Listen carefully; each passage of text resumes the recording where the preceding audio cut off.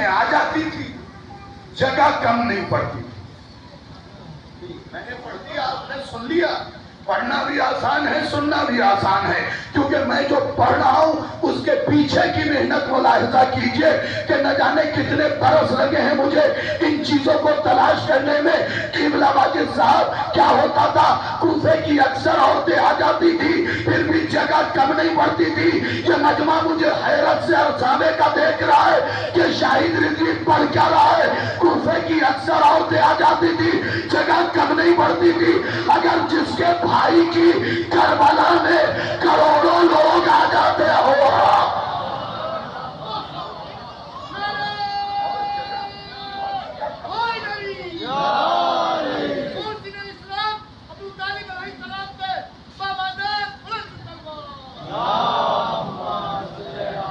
جگہ کم نہیں پڑتی.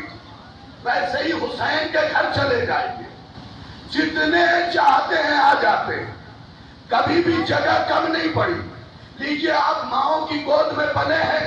آیت اللہ بہجت کا ایک جملہ سنا رہا ہوں. ایک بہت بڑے ماہر ارضیات نے آیت اللہ بہجت سے کہا، سرکار یہ بتائیے کربلا کی زمین اتنی زیادہ تو ہے نہیں کہ اس میں کروڑوں لوگ آ سکے، پھر کربلا کی زمین میں کروڑوں لوگ آ کیسے جاتے ہیں؟ انہوں نے مسکرا کے کہا، اب اپنی اپنی گودیوں کو سلام کیجیے گا.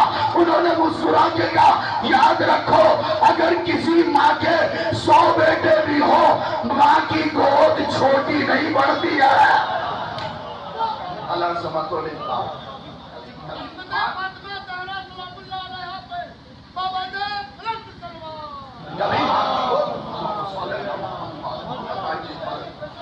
کبھی ماں کی گود چھوٹی نہیں پڑتی ہے، اولاد چاہے جتنی ہو. اس لیے کہتا ہوں کہ اپنے ماں کی عزت کیا کرو، اس لیے کہ یہ عزاداری تمہیں باپ کے میراث میں نہیں ملی ہے.